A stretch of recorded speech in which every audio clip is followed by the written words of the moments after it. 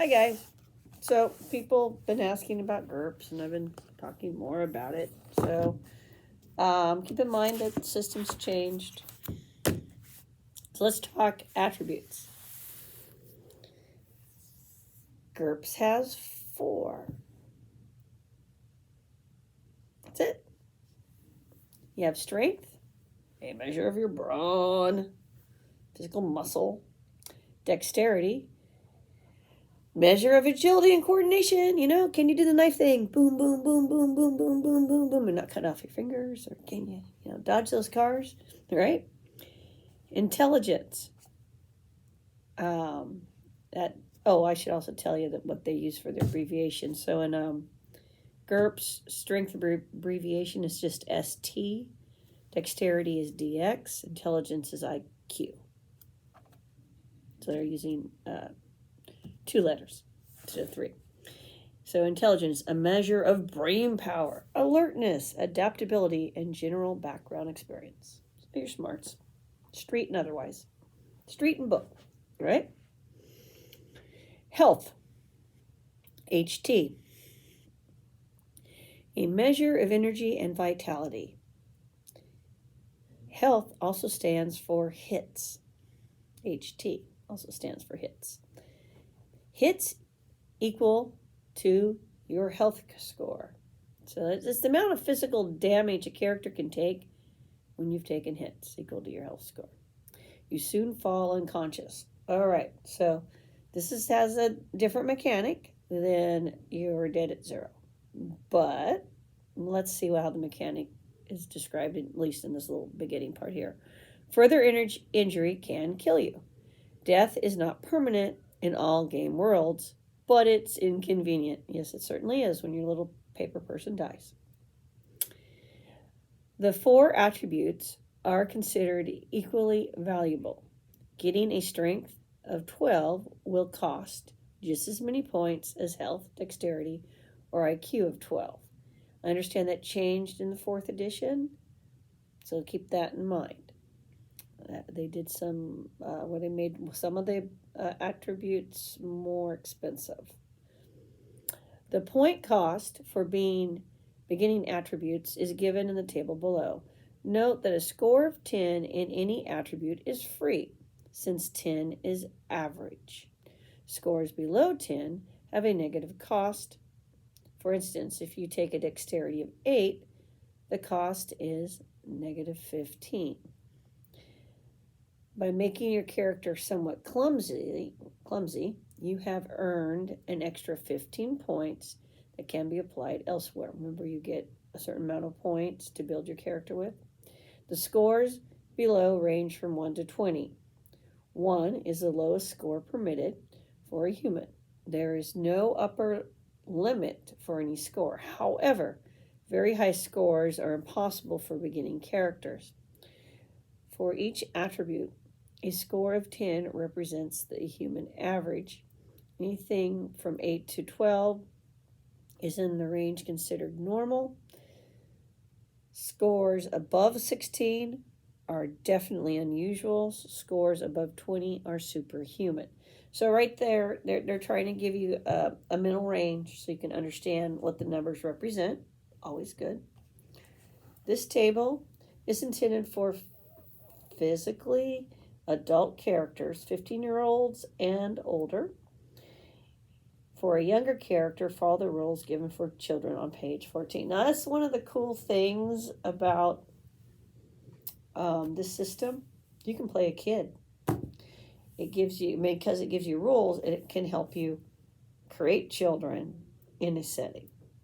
Well, it can do more than just get killed. All right. So beginning attribute levels and their meaning, and they give you this nice little chart here. Check it out, people. So you have an idea about how you will be, how a character will be, how they should be role played, how they should be presented. If they're an NPC. So you can, as the person let's say I'm making an NPC, and I don't want them too bright. I have an idea now, and it's given examples, Well, they're probably not at insect level. You see what I'm saying? So I think that's a good thing. Each additional point to any attribute costs another 25 character points. Any score of a 20 is superhuman. So there you go. That is one of some of the differences right there. They talk about how to select basic attributes, handiness. Here's your children chart. So you have an idea of the ranges of a child.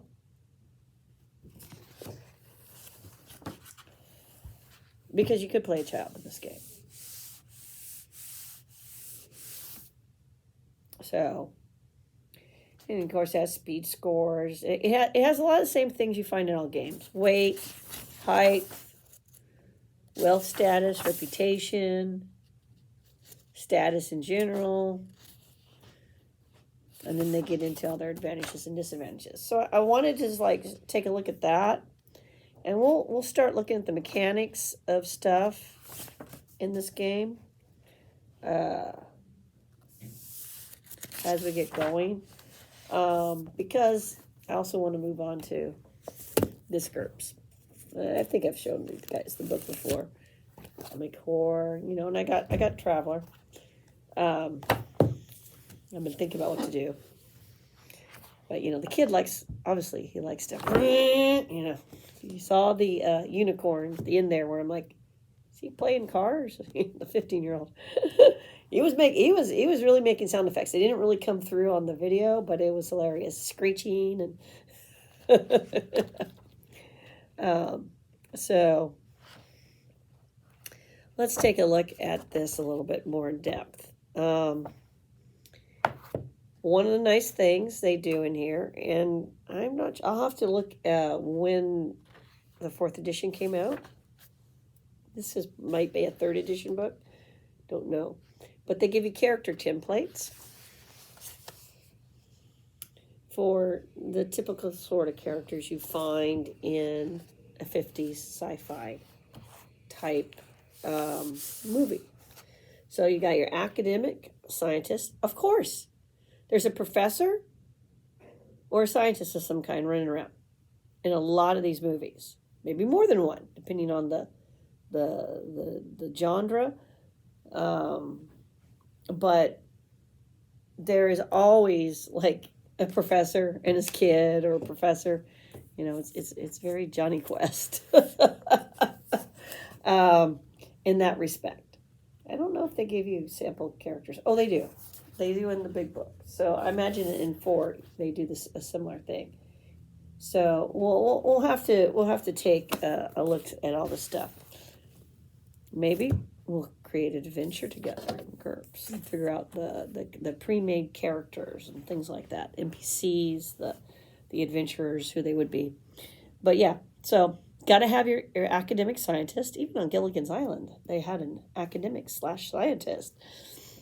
And there's rules for creating these on the templates, but they give you some standard attributes that they think these people would have.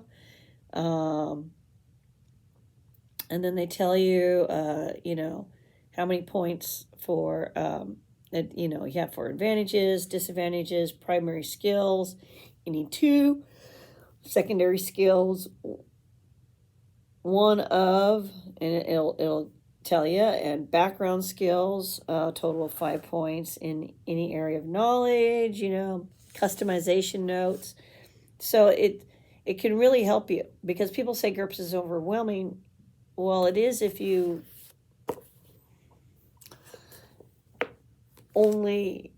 give them too much. So I'm thinking about making pre-made characters. We have your cop or your fed, which there is a 1950 movie where we have our cops and we have the feds, and the feds, our heroes, are the FCC guys with their little van that goes around looking for illegal radio transmissions. It's the Cold War. Okay? Communism, it's a threat. And then there's a whole UFO scare that was going on in that time period, from after, the end of the 40s through the 50s, which is a whole nother fun thing. You can really hit all that UFO stuff with this time period. You can even decide, because there was a lot of 50 movies where they did go into space, you can even decide when that happens in your setting, because your timeline doesn't have to be the same as in real world, or it can be if you want. Okay, then they have your explorer, some kind of a professional explorer. That was very common. So, and the Fed also can be like an FBI guy, CIA, so you could do a 1950s X-Files type thing. Men in Black. Dun, dun, dun. Okay. But yeah, you have your explorers. So these are guys who go out and they hunt for the giant. They heard about the giant gorilla and they're going to go catch it. King Kong movie, right? Big game hunter. That was still okay. Treasure hunter. Your archaeologists could overlap because that's an academic, but they're also. You have the, going to find the North Pole, things like that. I mean, when did they do that? I'll have to go look. Going to Antarctica, going to some place, and then, something happens to the ship or the plane or, whatever. So, yeah, research station, the original thing. Okay. Industrialists weren't bad in the 1950s, and they could go adventuring. They could end up on a rocket ship. They were part of solving the problems. They were into inventing things. So you call it the industrialist inventor, kind of. Explorer, inventor, So now, unlike today, where, we're supposed to hate him. Elon Musk would be an example of an industrialist of this 1950s kind. Because he's also an inventor. He's innovating. He's trying to go to space. I mean, he's literally a stereotype from some of these 1950 films. It's just saying, guys. So, something to think about. Journalist. Oh, yes, the journalist. There's one with the journalist in space, and he's with the rocket crew and their adventures. But they also have the journalist in town. I'm here to write a story. Another one. Oh, it's got giant locust. I can't remember the name of the movie. I'll have to. It's on YouTube though. And there's a journalist in that one, a female journalist. She realizes something's going on, and so she's off to get this scoop. And pretty soon she's with the scientist. So you got the journalist, the scientist.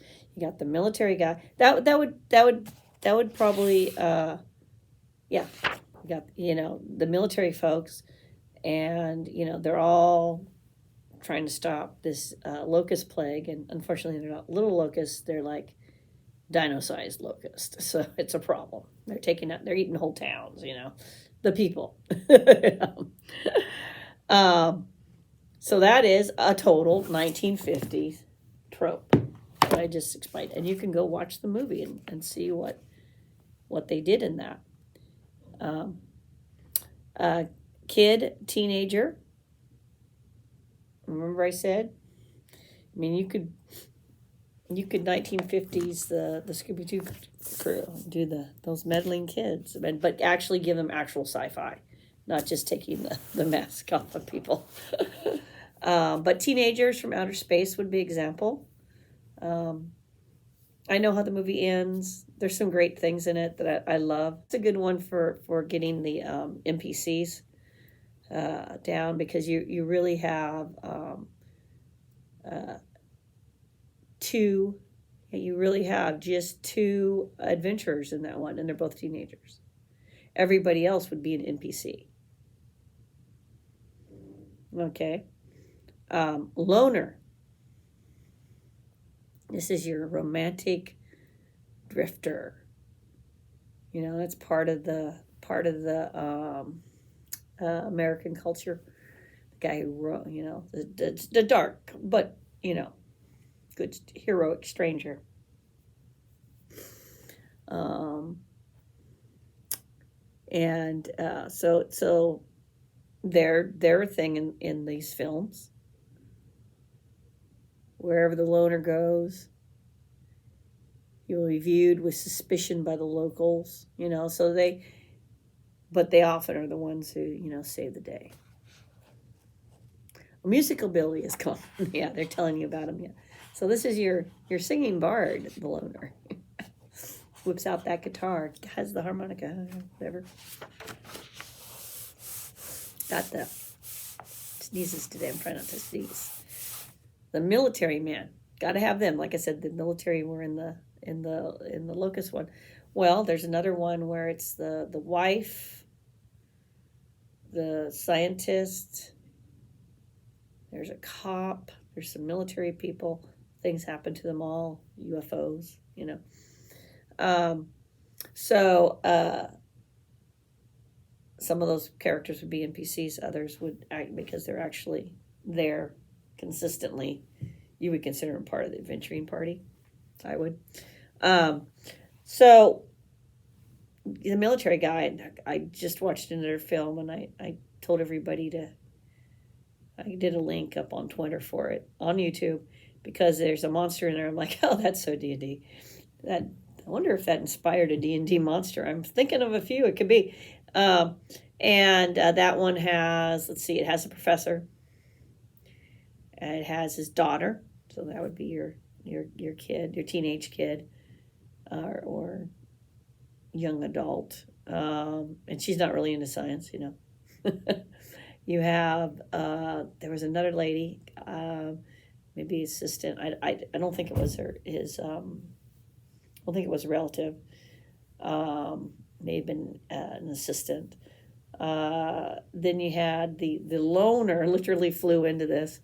And he was the pilot. And so they all hook up, and it's their adventures. And then they have various people who join the adventuring party as things happen, and things happen to those people. And so you end up with the military man in there. Yeah, so they end up with the military guy. They end up with a crazy guy. They end up with, was there another one? Might have been. But my point being is they joined the group, and then things happened. And but it had these type of characters. The mobster. I have seen some sci-fi films where, you know, it's the criminal who joins the group. Sometimes they are not helpful, and sometimes they are. So the mobster, the thug, private detective. That it would be a very good character. So they've done a lot of the work. So all you got to go in is look kind of like at what advantages, disadvantages, skills that they've put down, and figure out how you're gonna play that type of character, and then you're not overwhelmed with all the stuff. And then they tell you how many points it costs, so then you know how many points you have left, you know, to then really change the character to be the way you want them to be. Okay. And sports figure, got to have him. Flash, no, savior of the universe. So yeah, there's a few with the sports figure. Got to have the spy. Mm-hmm. Yeah, he's there for the, unspecified, uh, uh, or she could be, um, this, and the spy is the opposite of the G-man or the Fed. Could be a double agent. Could be the femme fatale. Um, it could be a traitor to the species because they're working for the aliens, right? Or the communist threat, because that's your 50s films in a nutshell. It can be allegory to the communist threat via the aliens, but or it could just be the communist threat, man. From the unspecified communist country. Like there's one from the Soviet Union that I've seen where it's the unspecified communist country and unspecified Western country. Space one. Um, but you get the idea. They're like, they mean the Western world. They mean them. Oh, Eastern Bloc and China and everybody else. Yeah. But it's a good film. Yokel. Now, 50s sci-fi would not be a thing. I don't care whether it's comes out of the UK, comes out of America. You got to have your local yokels, and you got to put in those type of characters. They just have to exist. And they are, as in many cases, at their most brilliant in these black and whites. Sometimes you can get the black and whites colorized, where they've gone in and colorized. You're like, I had no idea those people had blue skin. They had blue body makeup on the whole time. I had no idea. Yeah. Planet of the women, or something like that. Cat women. Yeah, they're all blue. I had no idea that there's a colorized version of it on YouTube now. Sometimes you got to kind of like, what color are they trying to do? Because when they colorized it, it didn't come out right, on the clothing. But yeah, so yokel, Trimmers. Okay, that's a modern film, but what would Trimmers be without the characters that are in it? And I was watching some other film, and it was like, we're like, whoa, it was way older. We're like, that is like the little market shop from Trimmers. They were in some little town, and it had like in the desert. It was like a very similar thing, but it was an older flick. But yeah, where would you be without all those? You had the hippie-ish mom who was the arts person.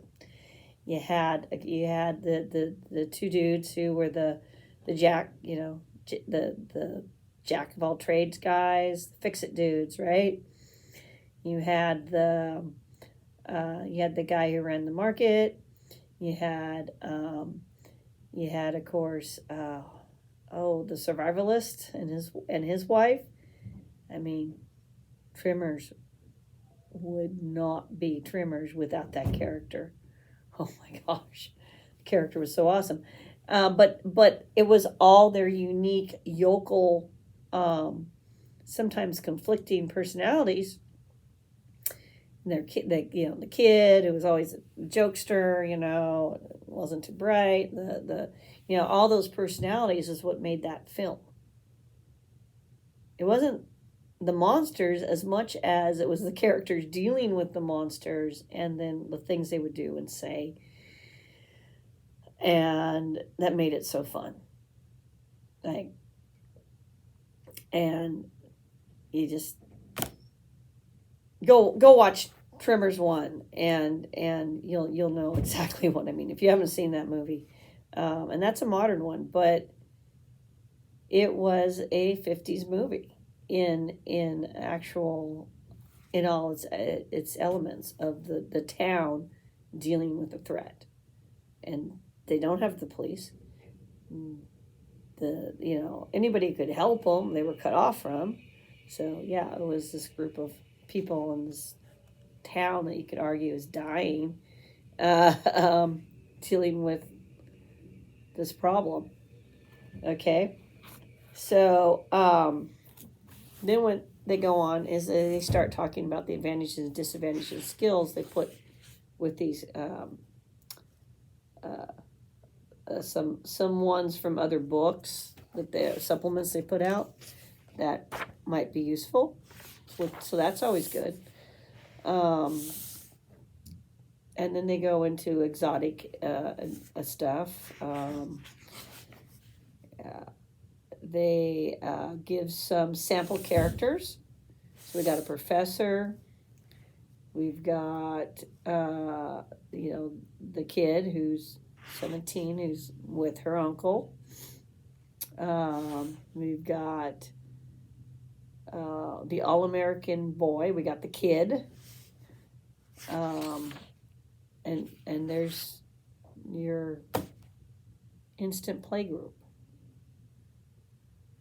And it's possible to start a game. So let's say the character that's been made has way less points than could have been used. And that's okay because they're going to go adventuring and they're going to have an adventure and maybe having those extra points available for later. Okay? When they learn things, so they can gain those skills. Something to think about. Like, subscribe, comment, and let me know what you think. But yeah, GURPS.